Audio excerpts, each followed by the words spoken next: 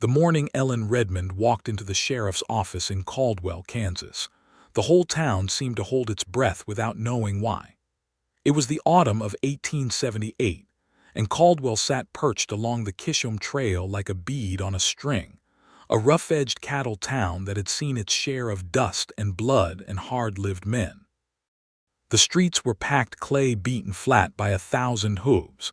The storefronts leaned into each other like old friends sharing secrets, and the air smelled of livestock and wood smoke, and the particular kind of desperation that settles over a place when money and law are always in some kind of argument with each other. Ellen had ridden in from the Redmond homestead, 7 miles east of town, alone on a sorrel mare with a leather satchel across her lap. She wore a dark blue dress that had been washed so many times the color had faded toward gray at the elbows and hem, and she carried herself straight as a fence post even though anyone looking closely enough would see that her jaw was set with the kind of tightness that comes from holding in a year's worth of grief. She was 31 years old and had buried her husband, Thomas Redmond, 11 months ago, and she had not yet fully decided what kind of woman she was going to be on the other side of that loss.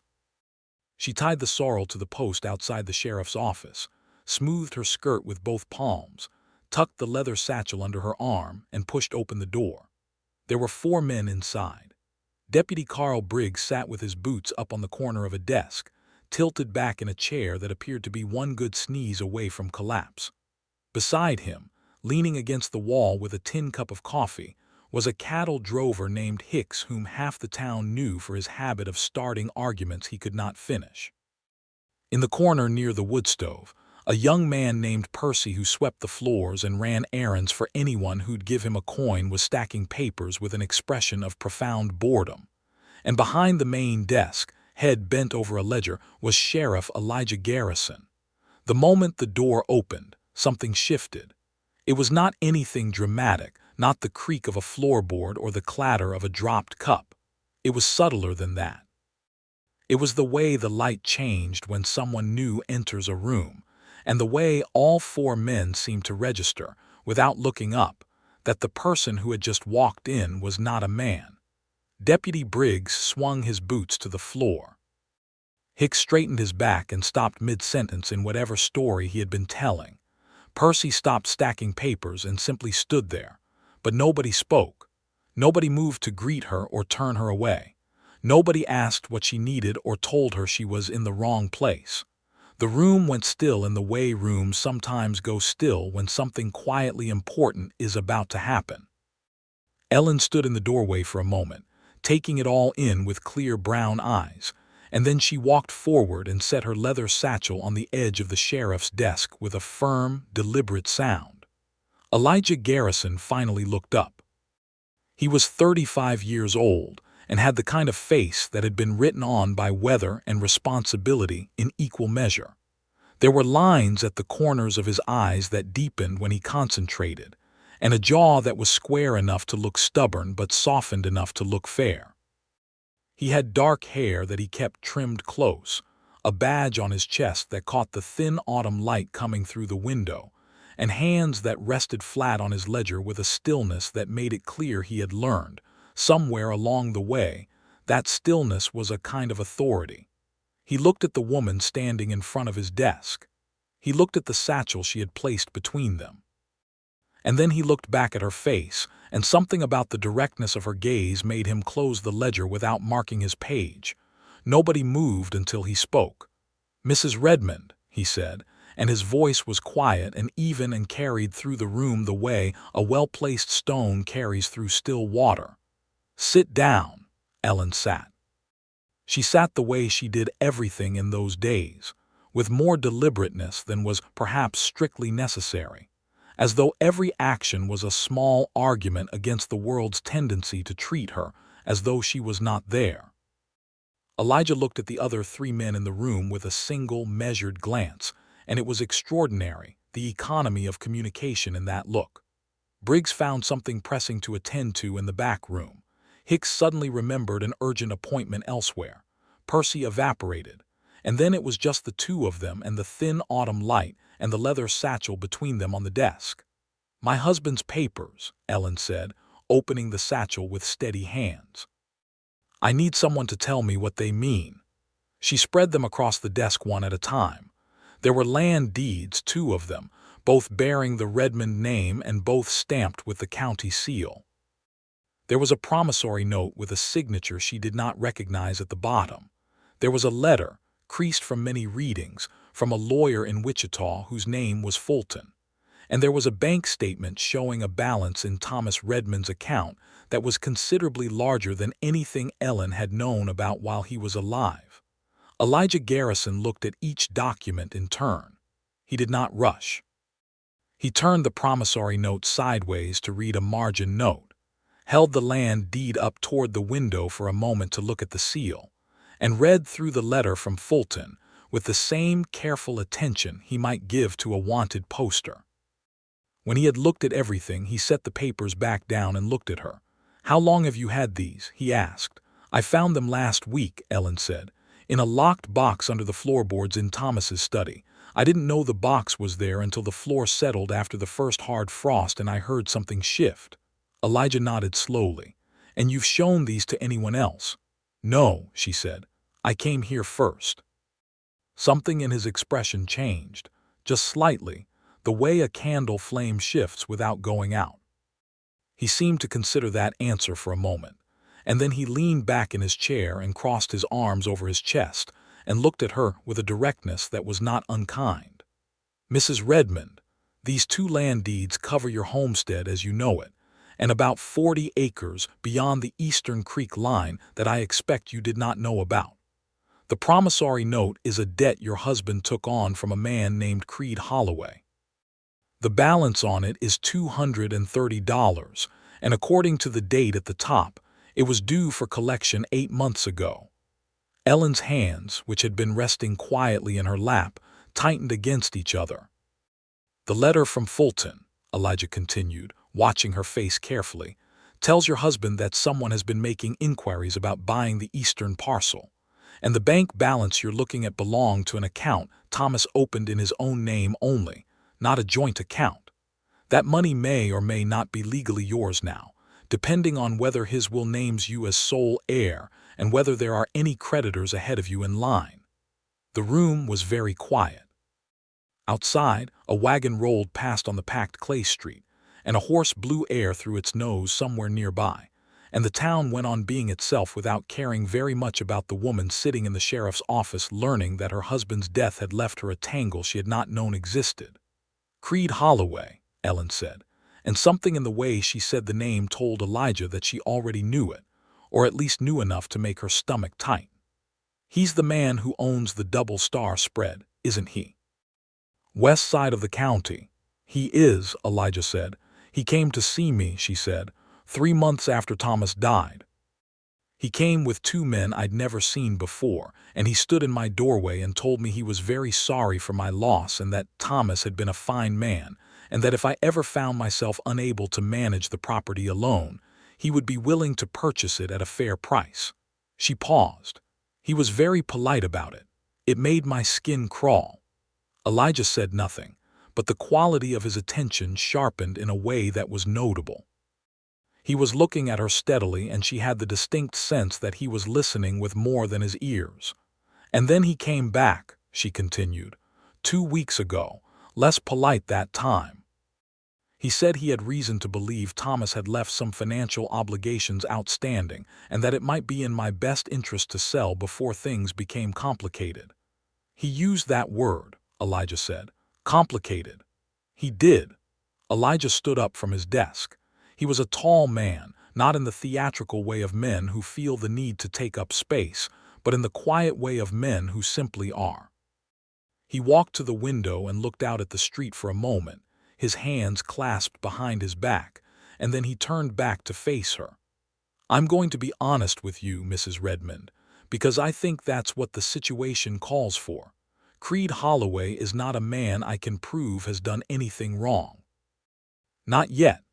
But I have had enough dealings with him over the past 2 years to know that his idea of a fair arrangement is generally whatever arrangement benefits Creed Holloway most." He paused. "That promissory note is a real debt. $230 is not a small sum, and if Holloway decides to push collection through the courts, a judge could rule against you on it. The question is whether that debt was legitimate when it was incurred and whether there are any conditions on it that Holloway might have manipulated. Ellen looked at him steadily. "Can you find that out?" "I can try," he said. It would mean writing to the county courthouse in Wichita and waiting on a reply, which takes time. And it would mean going to see Holloway myself, which he won't like. "Will you do it?" He looked at her for a moment with those dark, steady eyes, and she had the odd experience of feeling as though she was being seen very clearly, which was unsettling and somehow also a relief, because she had spent the past 11 months feeling as though she had become partially invisible. "Yes," he said, "I will." She gathered the papers back into the satchel and stood, and she was almost to the door before she stopped and turned back. "Sheriff Garrison," she said, "I want you to know that I'm not asking for charity. I'm not asking to be taken care of. I just need the law to be on the right side of this, and I need someone who isn't afraid of Creed Holloway to help me figure out what I'm dealing with." He held her gaze. "I understand that," he said, "and I'm not afraid of Creed Holloway." She nodded once, as though something had been confirmed that she had already suspected, and then she walked out into the autumn morning, untied her sorrel, and rode back toward her homestead with the satchel under her arm and a feeling in her chest that she did not yet have a name for, something between hope and the particular kind of fear that comes from allowing yourself to hope. Elijah Garrison stood at the window and watched her go. He went back to his desk and sat down and looked at the ledger he had been working on before she came in, but he did not open it. He sat with his hands flat on the cover and thought about the 2 land deeds and the promissory note and the locked box under the floorboards, and he thought about the way she had set that satchel on his desk like a woman who had decided, after a long time of carrying something alone, to put it down and ask for help, and how much courage that particular kind of decision required. He wrote the letter to Wichita that afternoon. The following week was the kind that settled into the bones. The air turned hard and cold in the way of Kansas autumns, where the warmth does not leave gradually, but seems to pack up and depart overnight, and the sky went the color of old pewter from horizon to horizon. Elijah rode out to the Redmond homestead on a Tuesday because he had received an early response from the courthouse in Wichita that raised several questions he needed to ask Ellen in person, and also because he told himself he was concerned about her situation, which was true, even if it was not the complete truth. The homestead was modest and tidy in a way that spoke to someone who cared deeply about the place, even when caring about it required more effort than comfort allowed. The fence line was repaired in patches where wood had rotted or posts had leaned, and the repairs were not the same color as the original timber, giving the whole thing the appearance of a garment that had been mended many times with whatever fabric was at hand. The main house was single-story, white clapboard gone slightly gray, with a covered porch where a pair of rocking chairs sat facing east. The barn was in better condition than the house, which told him something about where Ellen Redmond's priorities lay. She came out onto the porch before he'd fully dismounted, wiping her hands on her apron, and he noticed that she did not look surprised to see him, which either meant she had been expecting some kind of follow-up or that she was the sort of person who absorbed new developments without registering much on the surface. "Sheriff Garrison," she said. "Mrs. Redmond." He tied his horse to the porch rail and removed his hat. "I've heard back from Wichita. I thought I should come out rather than send a letter." She stepped back and held the door open. "Come in." The inside of the house smelled of bread and wood smoke and something herbal he could not identify. The main room served as both a sitting room and a kitchen, with a cast iron stove against one wall and a table near the window where afternoon light came in at a low angle and made the scrubbed wood surface glow faintly. She had books on a shelf beside the fireplace, which he noticed because books were not common in most homesteads he visited in his professional capacity, and a small framed photograph on the mantel that he assumed was Thomas Redmond, a broad-faced man in his middle 40s with the expression of someone concentrating on holding still for the camera. She poured him coffee without asking and set it in front of him at the table and sat down across from him, and the directness of that, the absence of fussing or hovering, was something he found unexpectedly pleasant. He took out the letter from Wichita and laid it on the table. "The promissory note," he said.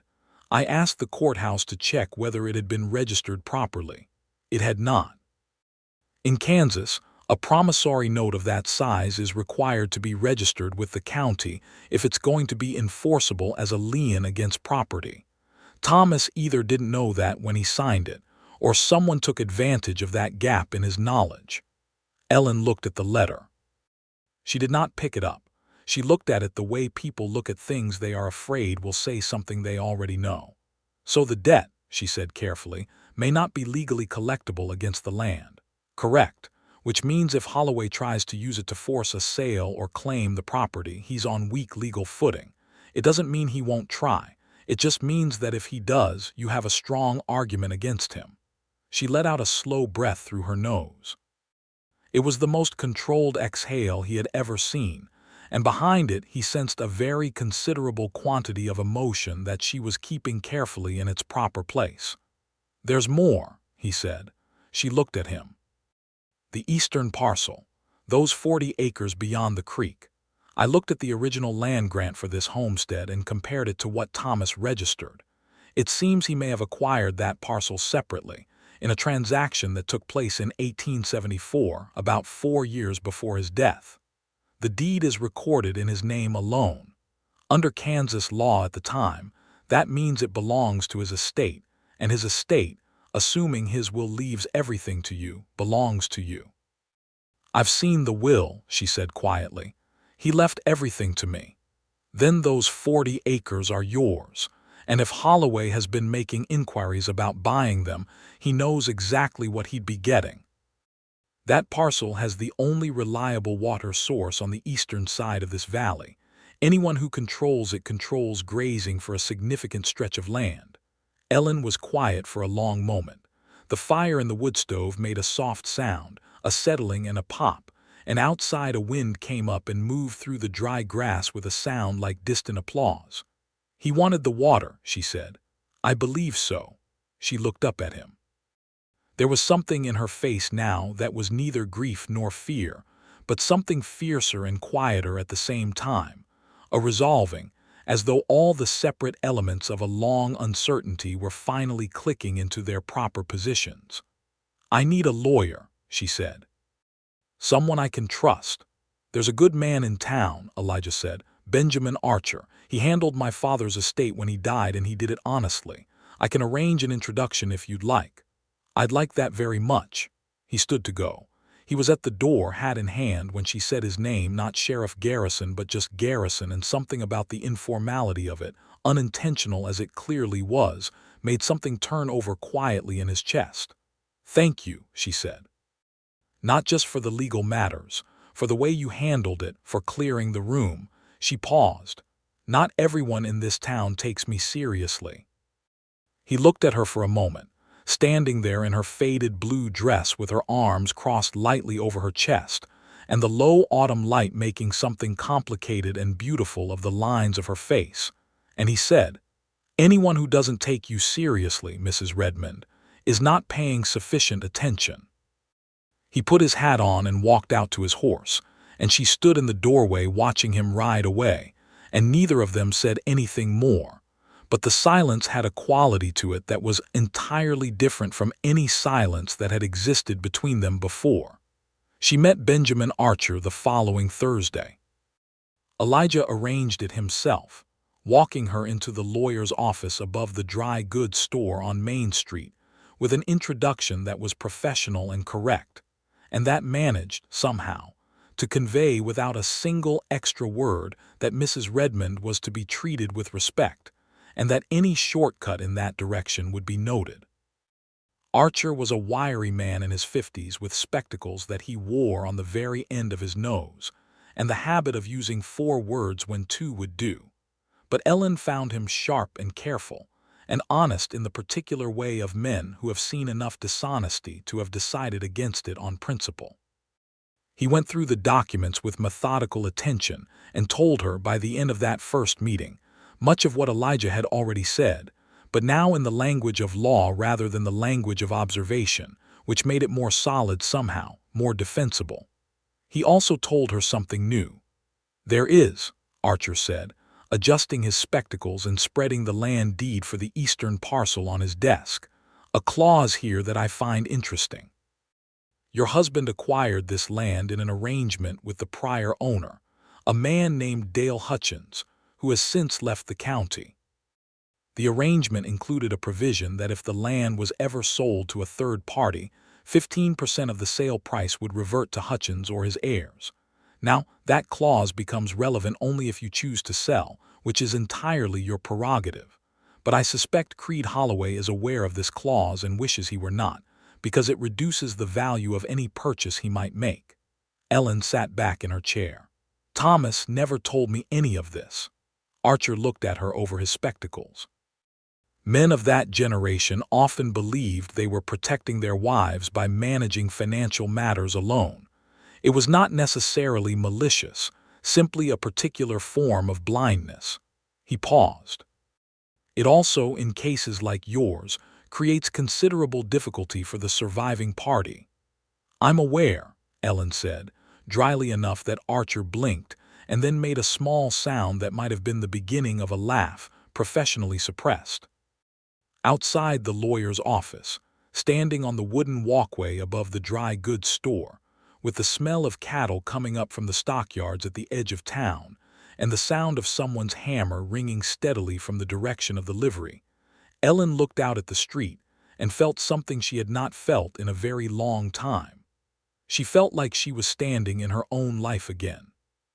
Not beside it, not behind it, not being dragged along by circumstances she did not understand.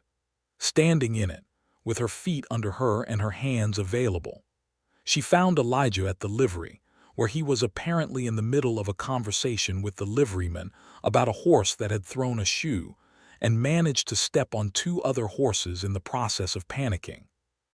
The situation had been resolved, but there were still 3 irritated parties involved, and Elijah was managing the conversation with a patience that suggested he had mediated considerably more fraught disputes than a matter of horse-related property damage.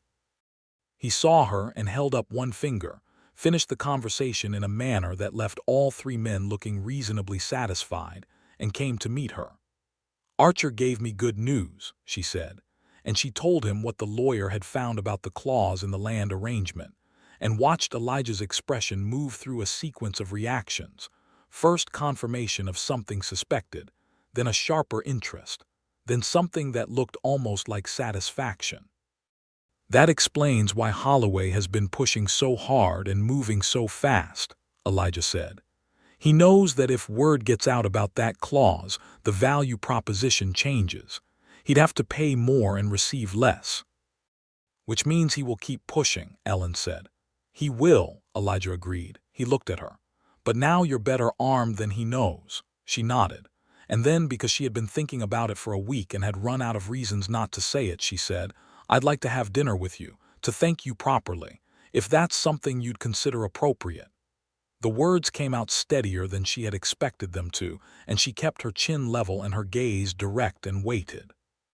Elijah Garrison looked at her with those steady dark eyes, and she watched something move through his expression that he was not quite fast enough to conceal, something that was warmer than surprise and quieter than eagerness, something that had the quality of a door opening in a room that had been shut for a while. "I'd consider it appropriate," he said. They had dinner at the hotel dining room on Friday evening, because it was the only place in Caldwell where dinner was a formal enough affair to be called dinner rather than supper, and Ellen had put on her other dress, the darker one, the one with the small buttons at the collar that she had not worn since before Thomas died because she had not had occasion to, and also because she had not been sure, for a long time, that she was entitled to. She wore her hair up and pinned with a small comb that had been her mother's, and she looked, walking into the hotel dining room, like a woman who had decided to inhabit her life fully and without apology. Elijah was already there. He had traded his working clothes for a dark coat that fit him properly, and had made some effort with his hair that was visible in the way such efforts always are. And when he stood as she came in, she thought, not for the first time, that he was a considerably more impressive figure than the professional context of their meetings had allowed her to fully register. They ate slowly and talked easily in the way of two people who are intelligent and curious, and have not had many conversations recently with anyone who fit both descriptions simultaneously. He told her about growing up in Missouri, the middle child of 5, with a father who had been a circuit judge and a mother who had the vocabulary of a schoolteacher and the stubbornness of a river that intends to get somewhere regardless of what the landscape wants. He had come to Kansas 8 years ago for reasons that had started as professional ambition and had settled into something more like genuine attachment to the place, to the specific quality of the light and the particular way the sky went in a storm. She told him about her own childhood in Ohio, a farm family with more love than money, and how she had come west at 22 with Thomas, who had been her neighbor's eldest son, a man she had known her whole life and married with more affection than passion, and who had built her a home and tried, in his imperfect way, to make a good life. She said this with the careful honesty of someone who is done mythologizing the dead and has decided that the truth, which includes all the complicated human qualities that make up a real marriage rather than a monument, is more respectful anyway. Elijah listened without interrupting.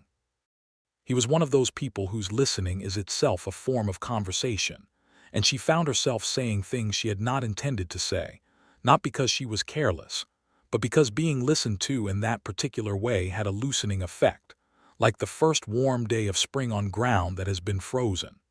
When the meal was done and the coffee had come and gone, they sat in the quiet of the mostly empty dining room with the lamps burning low around them, and he said, "Can I ask you something personal?" "You can ask," she said. "I'll tell you if I can answer it. What do you want? Not from the legal situation, not from Holloway, from your life. What do you actually want?" She looked at him for a long moment. The lamp on their table made a soft circle of amber light, and outside the window the main street of Caldwell went about its nighttime business, and somewhere down the block a piano was playing something she could not quite identify. "I want to keep the land," she said. "I've put my hands in that soil. I've walked those 40 acres beyond the creek, and they're beautiful and they're mine, and I intend to keep them." She paused. "I want my children, when I have them, to grow up with something solid under their feet." She stopped, hearing what she had just said, and a faint warmth came into her face. "Or perhaps I mean simply that I want a life I'm fully present in, not managing from a distance, not half living because I'm afraid of what the other half might cost." He was very still, looking at her. "That seems to me," he said slowly, "like exactly the right thing to want." The night was cool and clear when they walked out of the hotel, and Elijah walked her to the livery where her sorrel was stabled, and they stood for a moment in the clean, cold air with the stars very bright above the flat Kansas horizon, and he said, "I'd like to see you again, not in an official capacity." "I'd like that too," she said. He helped her up onto the sorrel, his hand steady at her elbow, and she gathered the reins and looked down at him standing below her with the starlight making silver of his dark hair, and she felt something in the vicinity of her chest that she recognized, even through the unfamiliarity of it in the context of her present life, as the beginning of something she was not going to be able to pretend was not happening. "Good night, Elijah," she said, and his name in her mouth was a small and consequential thing. "Good night, Ellen," he said, and hers in his was the same. She rode home through the dark Kansas countryside with the stars spread overhead like something generous, and the cold air clean against her face, and something in her chest that felt, for the first time in a long time, like the future. The legal proceedings with Creed Holloway came to a head 3 weeks later. Archer had drafted a formal response to the promissory note, establishing its lack of proper registration, and therefore its unenforceability as a claim against the Redmond property, and had filed it with the county courthouse. Holloway's response to this had been to send a man to see Ellen at the homestead, a large, quietly threatening individual who stood in her doorway on a November morning and told her, with a smile that did not involve his eyes at all, that Mr. Holloway was a patient man, but patience had its natural limits. Ellen looked at this man for a moment and then said, in a voice that was entirely calm, "Tell Mr. Holloway that my attorney has filed the relevant documentation with the county courthouse in both Sumner County and Wichita, and that if Mr. Holloway has further communication for me, I would prefer it come through legal channels." The man's smile faltered very slightly. "Furthermore," she continued, "I would like you to note that I have sent a letter to Sheriff Garrison in Caldwell informing him that you are here, and that if you return without an invitation, I will be filing a complaint for harassment. Good day." She closed the door. She leaned against the closed door for approximately 10 seconds, breathing through the adrenaline, and then she stood up straight and went to the window and watched Holloway's man ride away. And she was not ashamed of the fact that her hands were trembling slightly, because she thought that being afraid of the right things and doing what needed to be done anyway was probably the definition of courage. She had, in fact, already sent a letter to Elijah. She had sent it the previous evening before the man arrived, because she had expected something like this visit, and she had wanted Elijah to know it was coming. He arrived the following morning. She had coffee ready, because she had been watching for him since an hour before he came, and she told him about the visit with the clarity and precision of someone who has been composing the account in their head and wanted to get the details right. He listened in the same way he always listened, completely, and then asked 3 or 4 specific questions, and then he sat with his coffee cup in both hands and said, "Holloway is going to take this to a judge. Not because he thinks he'll win, but because dragging it through the courts will cost you time and money you may not have. It's a pressure tactic." "I know," Ellen said. "Archer told me the same. What will you do?" She looked at him across the kitchen table. The morning light was very clean and pale, the kind of November light that strips everything of pretension and leaves only the essential shapes of things. "I will not sell," she said. "Not to Holloway, not under pressure. If the courts decide the note is valid, I'll find a way to pay it. $230 is a lot, but it is not an impossibility. I've been making ends meet on this place alone for 11 months. I can find a way to raise that money if I have to." He looked at her with something in his face that was warm and unguarded, and that he made no particular attempt to conceal. "You know," he said quietly, "I have not met a great many people in this life who I would describe as genuinely formidable. You are one of them." She felt the color come into her face and found, unexpectedly, that she did not mind it. "I am just determined," she said. "There's a difference. Not as much of one as you might think." Outside, a red-tailed hawk crossed the window, low and purposeful, and was gone, and the moment it left it was as though the air between them had become slightly more present, slightly more aware of itself. "Ellen," he said, and she noticed that he had stopped asking permission to use her first name and had simply begun using it, which was something they had both arrived at without ceremony or announcement, and which felt entirely correct. "I want to tell you something." "All right," she said. "I have been, in my professional capacity, trying very hard to treat this situation with appropriate distance. To help you because it's my job to uphold the law and protect the people of this county, and for no other reason." He set the coffee cup down. "I have not been succeeding at the distance part." She was very still. "I think you know that," he said. "I think you are too observant not to know it. But I wanted to say it plainly because you have had a year of things not being said plainly, and I think you deserve plain speech." "I do know it," she said, and her voice was quiet and completely steady. "And I want you to know that it is entirely mutual."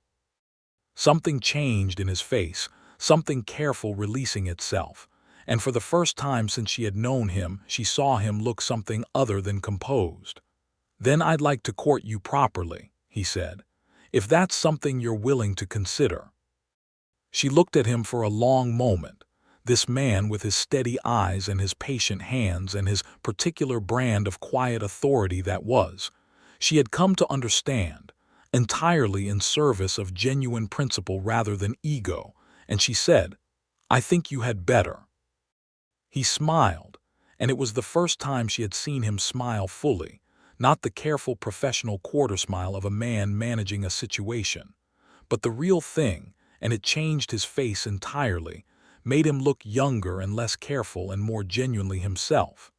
And she thought, with a clarity that surprised her, that she was going to spend a great deal of time making that happen as often as possible.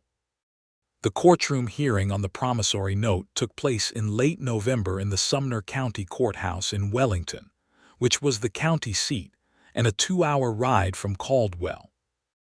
Archer appeared on Ellen's behalf, presenting the registration argument with the methodical precision that was his particular gift. Holloway had engaged a lawyer from Wichita, a sharp, expensively dressed man named Vance, who made the argument that the registration requirement was a technicality, and that the spirit of the agreement, a debt willingly incurred by Thomas Redmond, should not be voided on procedural grounds. Elijah had ridden to Wellington with Ellen, not in any official capacity, but simply because she had not asked him not to, and he sat in the gallery and listened to both arguments with the expression of a man calculating odds. Ellen sat beside Archer at the plaintiff's table with her hands folded and her chin level, and presented to the court exactly the picture of a woman who understood what was happening and was not afraid of it.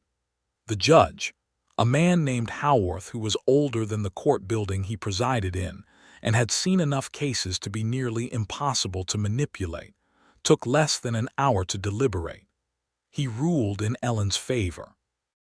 The promissory note, not having been registered in accordance with Kansas statute, could not be enforced as a lien against the Redmond property. Holloway was liable for court costs. Holloway, seated at his lawyer's table, won a particular shade of controlled gray that suggested a man who was genuinely angry and sufficiently controlled not to show it publicly, which Ellen found more frightening than if he had simply shouted. But Archer leaned over and said something quiet in her ear about the limits of what Holloway could do next, and why none of them were realistic.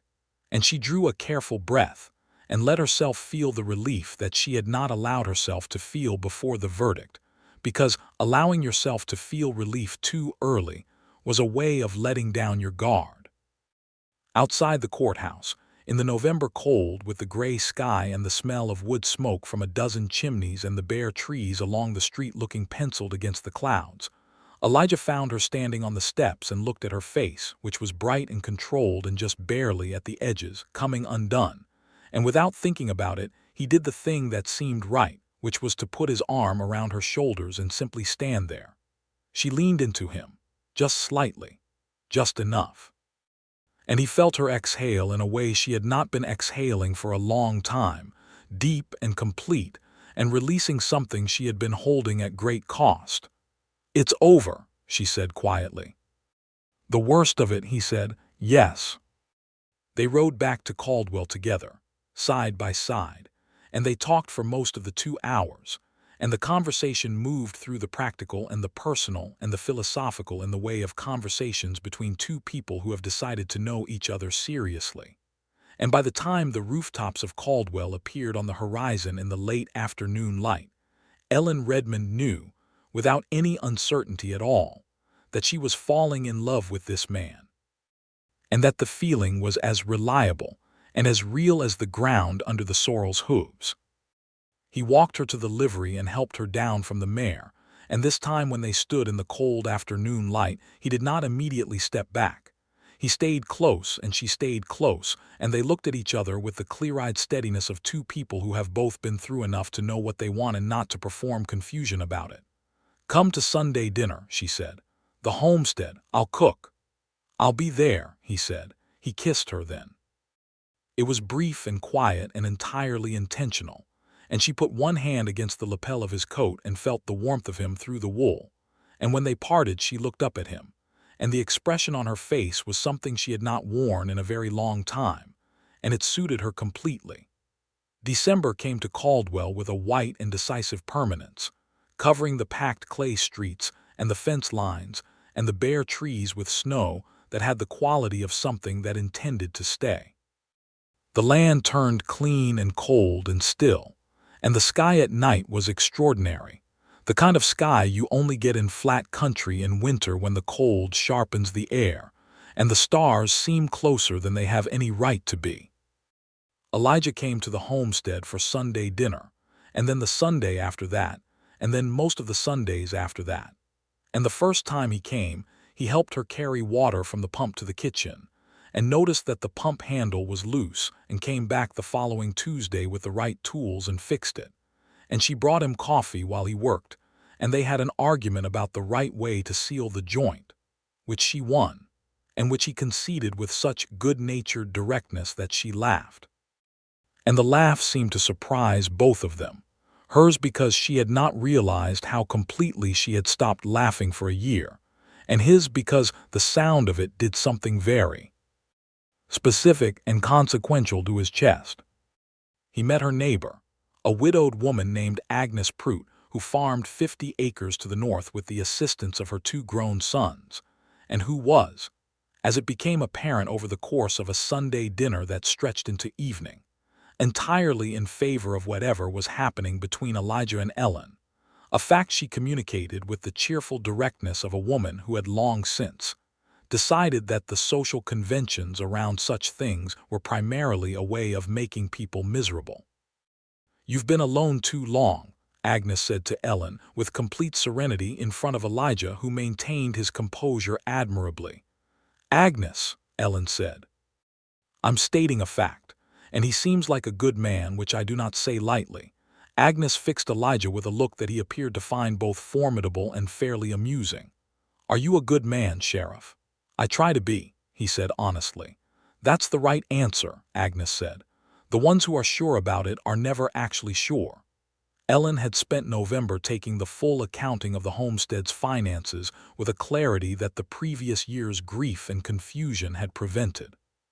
She knew now exactly what she had, which was the original homestead property, the 40-acre eastern parcel with the water source, a small herd of cattle that her neighbor's sons had been helping her manage, and a bank account that, while not generous, was sufficient if she was careful.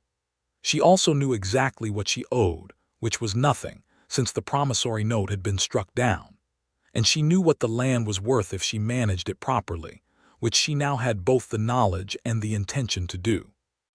She hired a young man in January, a 22-year-old from Nebraska named Cole Harris, who had come to Caldwell looking for work, and who turned out to be one of those rare individuals who can do almost any physical task with both skill and cheerfulness, and who had the additional virtue of treating her as though she were simply his employer, which she was, without any of the subtle skepticism that tended to attend a woman in a position of authority in that time and place. Creed Holloway was not finished precisely, but he was substantially diminished.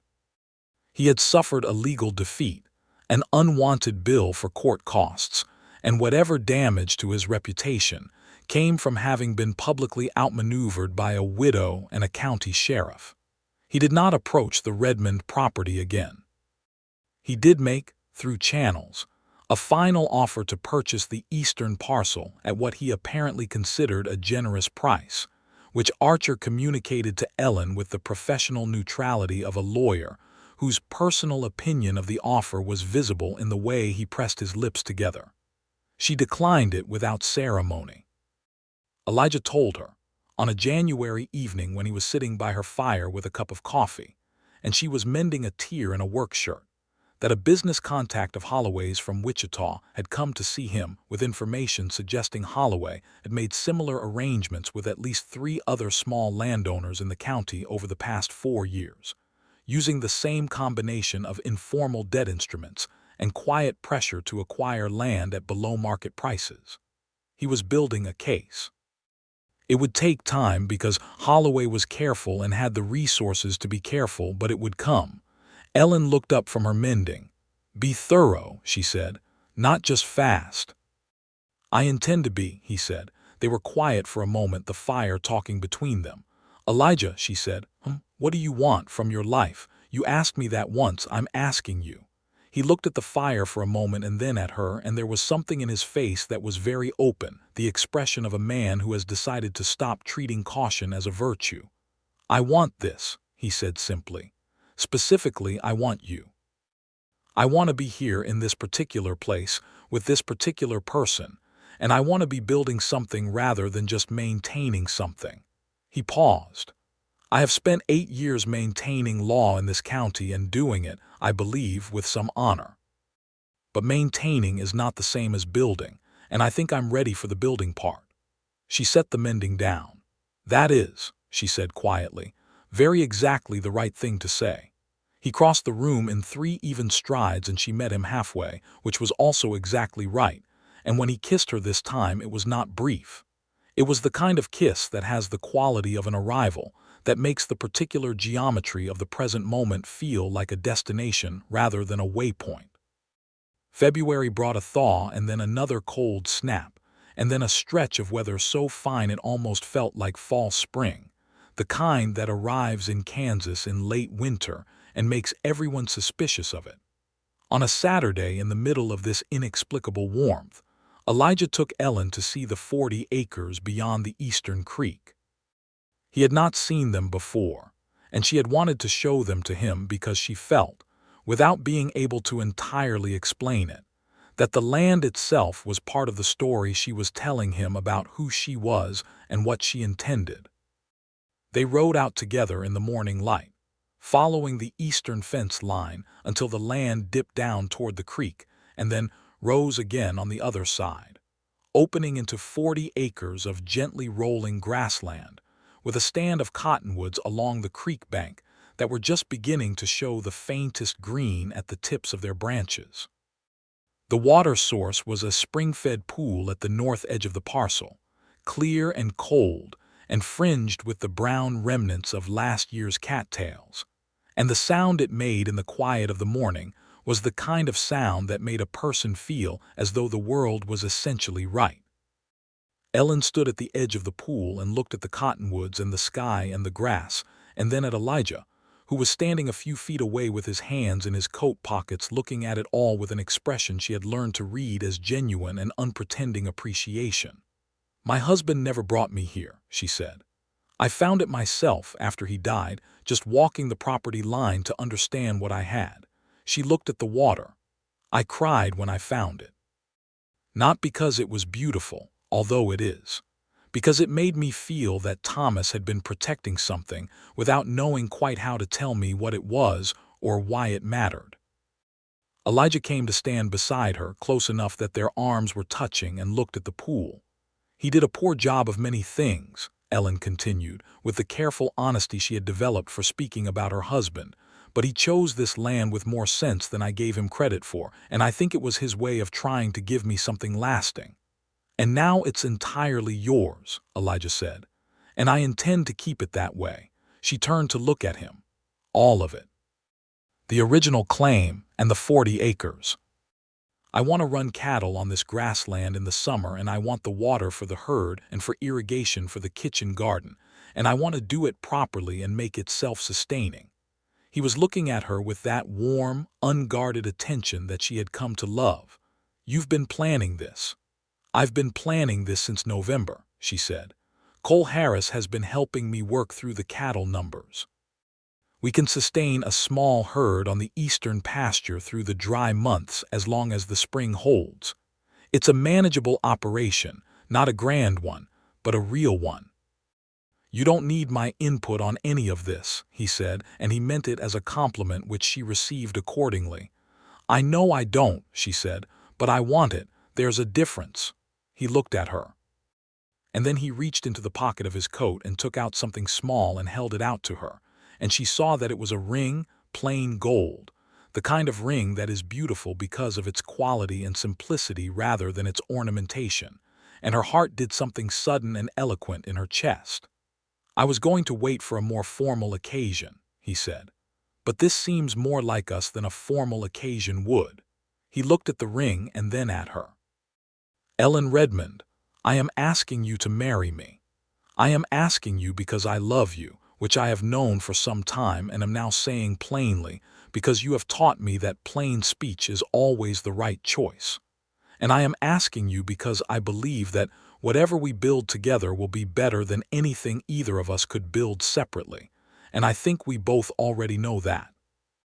She looked at the ring in his palm, and at his face, and at the cottonwood trees just beginning to green above the cold, clear spring, and she thought about the morning she had walked into his office with a satchel full of her dead husband's papers, and the room had gone still, and he had looked at her with that clear, direct attention, and said her name, and she thought about everything that had happened between that moment and this one. The law and the land and the table across which they had told each other the truth about themselves, and she thought about the kind of woman she had decided to be on the other side of grief, present and capable and unwilling to live anything less than her whole life. "Yes," she said. "Obviously, yes." He put the ring on her finger and she looked at it on her hand in the thin February light, and then she looked at him, and they were both smiling in the unguarded way of people who have arrived somewhere they intended to arrive. They married in April. It was a Tuesday, which was not the traditional choice, but Ellen had decided that she did not particularly care about traditions for their own sake, and that Tuesday happened to be the day that suited everyone's schedule, including Agnes Prout, who wore her good dress and cried cheerfully throughout the ceremony, and Benjamin Archer, who stood as one of the witnesses and appeared genuinely moved in the precise, slightly bewildered way of a man who does not expect to be moved by things and keeps finding that he is. Cole Harris was there too, standing very straight in clothes that were clearly not his usual working clothes, and looking on with the uncomplicated goodwill of someone who is simply happy when good things happen. The ceremony was held in the church on the eastern end of Main Street, presided over by a minister named Caldwell who had a fine voice for the formal words and the decency not to extend the ceremony longer than the occasion required.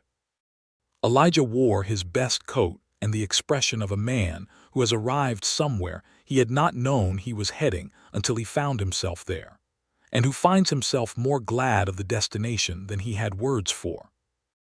Ellen wore a dress she had made herself over the winter from fabric that Agnes had helped her choose, a deep green that did something very good to her coloring, and she wore her mother's comb in her hair, and she walked down the aisle of that small church in Caldwell, Kansas, in the spring of 1879 like a woman who has decided, completely and without reservation, to inhabit her life.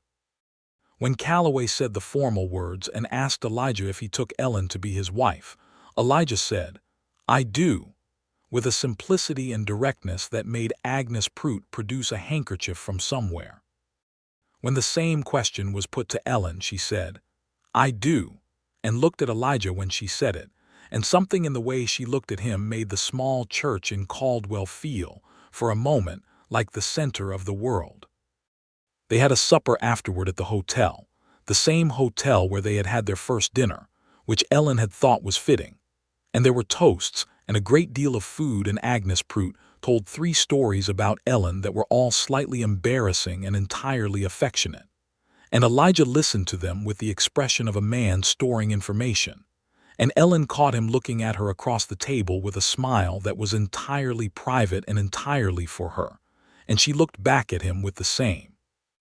Late that night, after everything else, after the supper and the toasts, and the ride back to the homestead under the wide April sky, after Cole Harris had been given the evening off, and the barn was quiet, and the house had the particular quality of a place that is settling into a new configuration of itself, they sat on the covered porch in the rocking chairs that faced east, and the night was warm enough to be pleasant, and the stars were doing their reliable work overhead.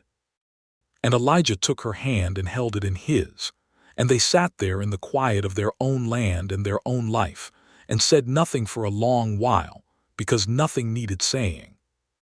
Summer came to the homestead with a fullness that felt like a response to the previous year's grief, as though the land itself had been waiting for someone to tend it properly and was now producing accordingly. The eastern pasture flourished with the cattle Cole Harris and Ellen managed together, the spring-fed pool keeping the water level sufficient through even the driest weeks, and the kitchen garden along the south side of the house grew with an abundance that made Agnes Prout nod approvingly when she came to visit and run her fingers along the bean poles with the eye of a woman who takes vegetable production as a personal matter.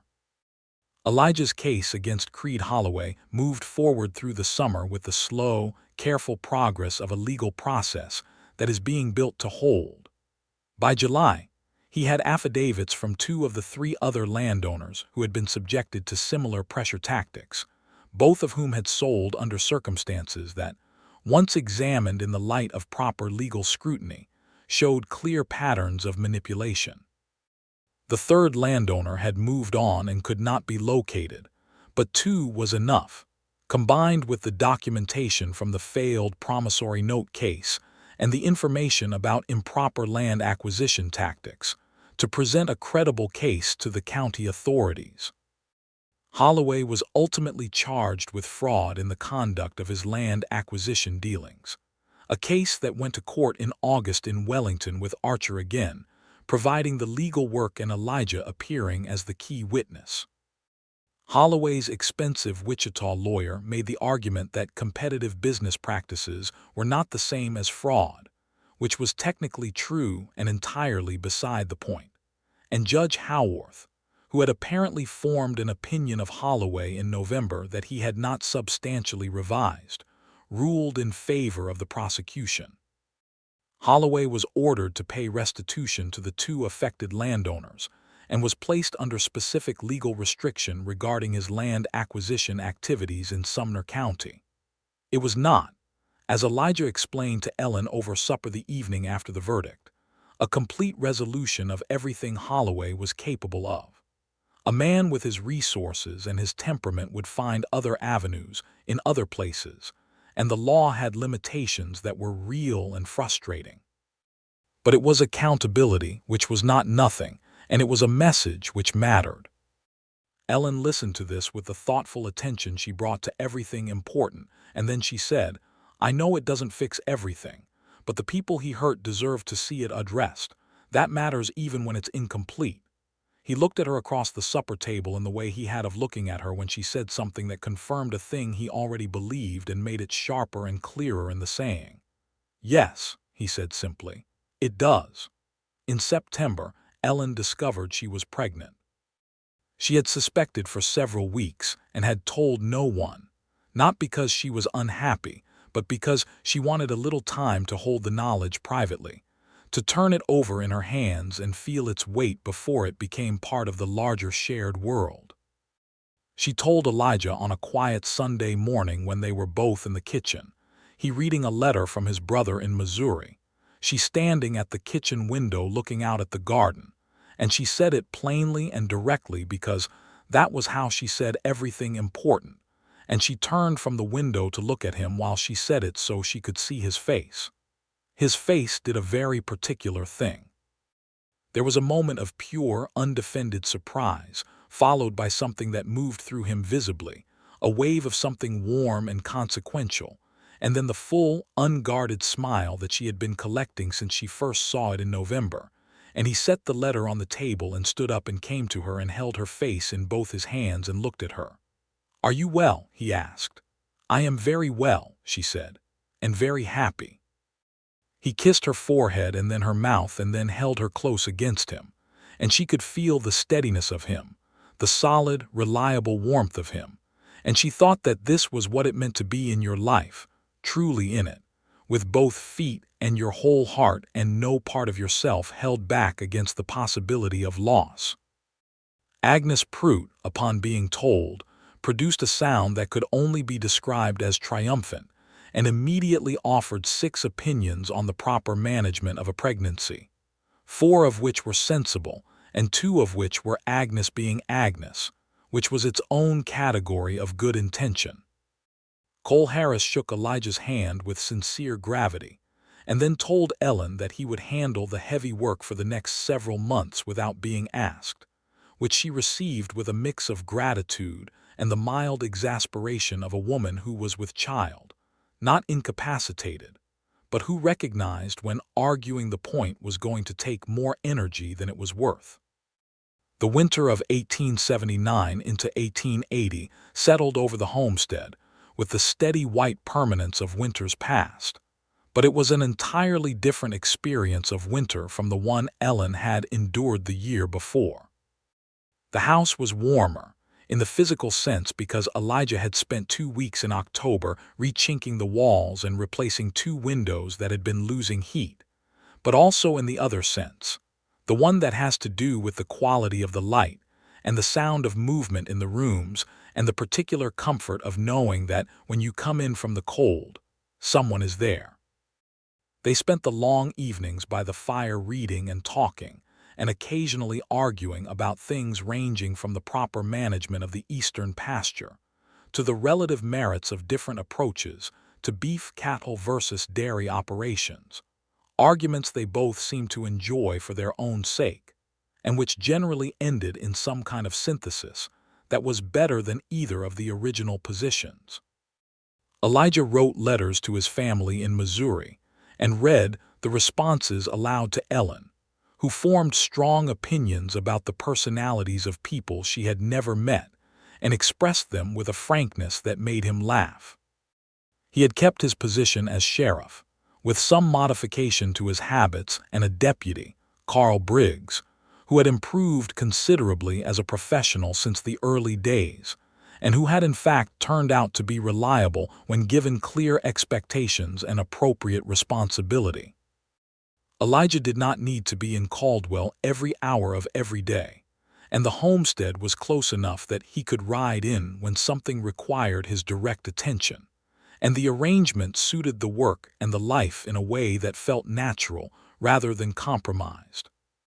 In the spring of 1880, on a morning that was clear and cold, and bright with the particular quality of early April light in Kansas, Ellen gave birth to their son. The birth was attended by Agnes Prout, who had delivered enough babies in her time to be entirely practical about it, and by a doctor named McIntyre who had arrived in Caldwell the previous summer, and whose combination of actual medical training and genuine human decency made him a figure of considerable value in a county that had too often made do with neither.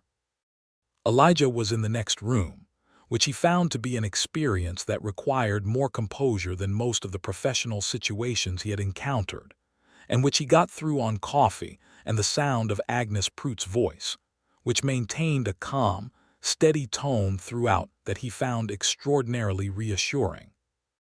When McIntyre came out to tell him and put a hand on his shoulder and said, "You have a fine, healthy boy and your wife is doing very well," Elijah sat down in the kitchen chair and put his face in his hands for a moment, not in grief, but in the particular overwhelm that comes from holding your breath for a long time without realizing it, and then being given permission to breathe.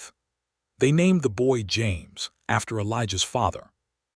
James was a serious and observant infant who regarded the world with dark eyes that were his father's, and a general disposition toward forming his own opinions that was clearly his mother's.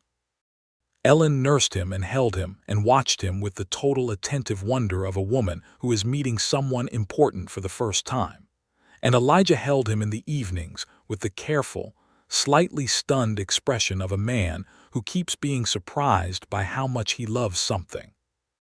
Agnes Prout came every other day for the first 3 weeks under the pretext of checking on Ellen's recovery, a pretext that was transparent but welcome, because she was genuinely useful, and also because she sat at the kitchen table and talked to Ellen during the long nursing hours with the comfortable ease of a woman who knows how to keep a person company. Cole Harris carved a small horse from a piece of cottonwood and left it on the porch without saying anything about it, which was very much in keeping with who he was, and Elijah found it one morning and brought it inside and set it on the shelf above James's cradle, and it stayed there for years. By the summer of 1880, the Garrison homestead, which had been the Redmond homestead, and before that just a piece of Kansas that didn't know yet what it was going to become, was a working, living, genuinely prosperous operation by the modest and real standards of what prosperity meant on the Kansas frontier. The cattle on the eastern pasture were healthy and well managed. The kitchen garden was producing. The house had been added to by the construction of a second room that would eventually be James's, built by Elijah and Cole Harris over the course of 2 weekends, with considerable input from Agnes Prout on the matter of window placement, which she had strong opinions about. The spring that Ellen had found after Thomas died, the clear cold pool in the 40 acres beyond the eastern creek, was still there, doing what it had always done, feeding the water source and keeping the pasture green and carrying on with the particular reliability of things that are simply, naturally, themselves. Ellen walked out to it sometimes in the evenings, in the long summer light, carrying James on her hip, and she would stand at the edge of the pool and look at the cottonwoods and the grass and the sky, and she would think about the locked box under the floorboards and the leather satchel, and the morning she had walked into the sheriff's office with her dead husband's papers and the room had gone still, and the man behind the desk had looked at her and seen her, actually seen her, and spoken her name. She thought about what it meant to be seen. To have someone look at you with clear, steady eyes and say, plainly and without performance, here is who you are and here is what that's worth, and I am not afraid of either. She had not known before that morning how much she needed that. She had not known it because she had been managing without it for so long that she had begun to mistake the managing for the thing itself. The difference, she understood now, was everything. In the autumn of 1880, Elijah came home from Caldwell one evening with the satisfied expression of a man who has completed a piece of work he cared about. He sat down at the kitchen table and told her that the county authorities had approved the formation of a formal land registry office in Caldwell, which would require all property transactions in Sumner County to be properly documented and registered, a direct response to the Holloway case and its revelations about how easily informal and improperly recorded transactions could be used against landowners who did not have the resources or knowledge to protect themselves. It was a small structural change. It would not fix everything, but it would make a certain category of manipulation harder, and the people most likely to benefit from it were the people most likely to have been hurt without it, the small landowners, the recent settlers, the widows and the newcomers who had built something from nothing and who deserved the protection of a law that was actually on their side. Ellen listened to this with James on her knee, the baby looking up at his father with those serious dark eyes, and apparently finding the description of county land registry procedure quite interesting, which made Elijah address the last part of the explanation directly to him, with an entirely straight face, and which made Ellen laugh with the full, free quality of someone who has been laughing freely for long enough that it is now simply part of her natural sound. She leaned over and kissed Elijah's cheek, and he turned his head and caught her mouth instead, and James made an opinionated noise that suggested he found adult displays of affection a low priority compared to the management of his immediate needs, which was fair enough. The 2 years after that were good years. Caldwell grew, as cattle towns along the Kishom Trail grew in those years, not always gracefully, not without the particular tensions of a place where money and law and human ambition were always in some kind of negotiation, but with a forward motion that had something genuine at its core. Elijah continued as sheriff with the same steady, principled practice that had characterized his tenure since before Ellen knew him, and the reputation of the office in Sumner County came to be one of those reputations that are built on actual consistency rather than performed authority. Agnes Prout's youngest son, Robert, married a girl from Wellington in the spring of 1881, and Ellen and Elijah attended the wedding and danced, which was a thing they had discovered they both enjoyed and that they were both adequately good at, which was sufficient. Agnes cried again, with the same cheerful abandon, and told both of them at various points during the evening that they were the best thing that had happened in her immediate vicinity in a decade, which she said to Elijah with the directness of a woman who has decided he deserves the full version of things, and he received it with the good grace of a man who has stopped being surprised by Agnes Prout. In the summer of 1882, Ellen found herself pregnant again. This time she told Elijah the same evening she knew, because she had learned that the private holding of things, however understandable its origins, was not the practice she wanted in this life. He was in the barn when she found him, doing something with a fence post that had been giving trouble all week, and she walked out in the late afternoon light and told him, and he set down the post driver and looked at her with that clear, warm attention that still had the effect on her it always had, and said, "How are you?" "Happy," she said, "and slightly worried about what we're going to do with James while I'm managing the later months." "Agnes," he said immediately. "Agnes," she agreed. Their second child was born in February of 1883, another son, and they named him William, which had been Ellen's father's name, and which seemed right in the way that names sometimes feel simply right, like they had been waiting for the right person to grow into them. William, from his first weeks, was the opposite of James in temperament, loud and demonstrative where James was quiet and observant, given to strong opinions expressed at full volume where James expressed his quietly and waited to see what happened. They were, as Agnes Prout said upon meeting William and comparing him to his older brother, a matched set that would provide their parents with an excellent education in the infinite variety of human nature.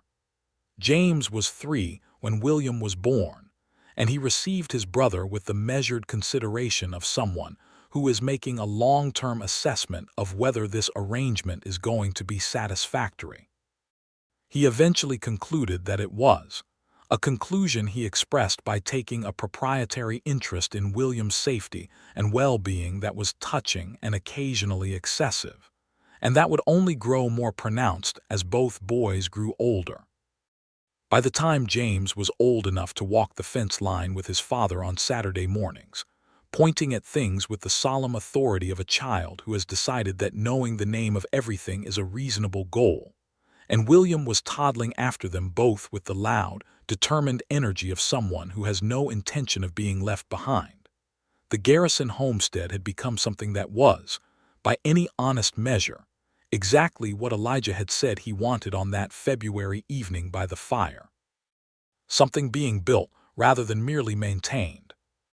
The eastern parcel stayed in Ellen's name, as she had insisted upon its formal and separate registration when they married, not because she did not trust Elijah, but because she had learned, in the particular school of her first marriage, that clarity in legal matters was not a symptom of distrust, but rather its opposite. Elijah had agreed completely, and without any trace of the offended masculine pride that a lesser man might have introduced, which was one of the things she loved about him, the complete absence of defensiveness about the things that actually mattered. The spring-fed pool continued to anchor the eastern pasture through every dry summer, as it had since before any of them owned or worked the land, as it would presumably continue to do long after. Ellen took the boys there sometimes, as she had taken James alone when he was small, and she let them throw stones into the water and startle the frogs, and generally engage in the universal child's relationship with any available body of water, which involves getting considerably more wet than anyone had planned. She stood at the edge of the pool on one of these evenings, in the long June light of 1884, with James at her side asking questions about why the water was cold when the air was warm, which was a genuinely interesting question that she answered as well as she could, and William knee-deep in the shallows refusing assistance with a firmness that suggested he had this entirely under control. And she looked at the cottonwoods and the grass and the wide Kansas sky going all orange and pink at the edges. And she felt the fullness of the moment with the same complete attention she gave to everything that mattered. Behind her she heard Elijah's horse and then the particular sound of his dismount and his footsteps through the grass, and then he was beside her, close enough that their shoulders touched, and he put his arm around her and looked at the boys and the water and the light. "Long day?" she asked. "Productive day," he said. "Long is fine when it's productive." James, having received a satisfactory explanation of cold spring water, had moved on to the question of whether frogs could hear you talking about them, and Elijah listened to this inquiry with total seriousness and offered an opinion that kept James deeply engaged for the next several minutes. Ellen watched him with her son, this man who had walked into her life through the most practical and legal of entrances, and had turned out to be exactly what she had stopped believing was possible. A person whose values were genuine and whose love was whole and who brought to every version of his life, the professional and the personal and the daily and the difficult, the same quality of honest, present attention. She thought about the morning in the sheriff's office, the leather satchel and the dead husband's papers, and the room that had gone still. She thought about how she had gone there looking for legal help and had found, in the unhurried process of the right man doing his job with integrity, something she had not been looking for at all, and which had turned out to be the whole rest of her life. William fell down in the shallows and immediately stood back up and announced, with great authority, that he had done this on purpose. "Of course you did," Elijah said, without looking away from Ellen, and the warmth in his voice was exactly the same whether he was speaking to her or to their son or the Kansas evening in general. And she leaned into him and thought that this was it. This was the whole thing. The ground under her feet and the water and the light and the man beside her and the boys making noise in the creek. And it was entirely, completely, precisely enough. The years settled into each other, with the comfortable weight of a life being fully lived. Caldwell continued to grow and change as the cattle trade shifted with the advancing railroad lines that moved the cattle routes further west. But the town retained enough of its character to keep Elijah's work meaningful and varied, and the homestead continued to grow in the quiet way of things that are properly tended. Cole Harris eventually struck out on his own operation to the east, but not before teaching James everything he knew about working cattle, and he remained the kind of neighbor who appeared when something difficult needed doing and disappeared before anyone could adequately thank him, which was simply who he was. Agnes Prout lived to be 74 years old and remained, until the very end, a force of nature in the most excellent possible sense, opinionated and warm and practically useful and constitutionally incapable of not saying exactly what she thought, which was a quality Ellen had loved in her from the beginning, and which she increasingly suspected she had absorbed some of herself. James grew into a tall, quiet, perceptive young man with his father's steadiness and his mother's directness, who went east to study law at the age of 20 and came back to Kansas 4 years later, which Elijah said he had not expected, and which pleased him more than he expressed. And Ellen said she had entirely expected it because Kansas was what both of them were made of, and there was no particular reason to assume James was different. William grew into a louder, more expansive version of himself, energetic and decisive and warmly sociable in a way that made him beloved by most people within 10 minutes of meeting him, and which made him particularly effective at the business of running cattle, which was what he chose, and at which he became genuinely good.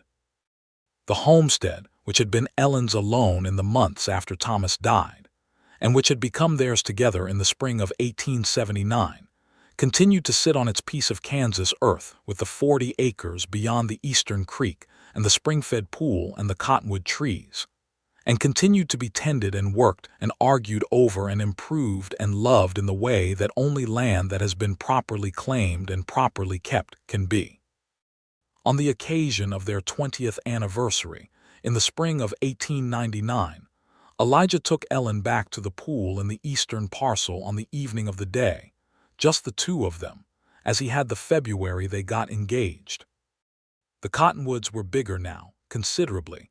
their branches making a sound in the evening wind that was different from the sound they had made 20 years before, fuller and more complex. The pool was unchanged, clear and cold and fringed now with the early green of new cattails. They stood at the edge of it in the late spring light, his arm around her, her hand over his at her waist, and the evening settled around them with the particular quality of long-familiar peace. "Are you happy?" He asked the same question he had asked in different forms throughout their life together, always with genuine interest, never assuming he already knew. She considered it as she always did, not because she was uncertain, but because she believed that the question deserved its full attention. "I am entirely happy," she said. "I am happily in possession of this land and these years and these children who have made themselves into excellent people. I am happily here with you, which is the organizing fact of everything else." She paused. "And I am happy that a Tuesday morning in October of 1878 I walked into your office with a leather satchel, and you cleared the room and listened to me." He looked at her sideways, with the smile, the full unguarded one that had been making her chest do that particular thing for 20 years. "That," he said quietly, "was the best morning of my professional career."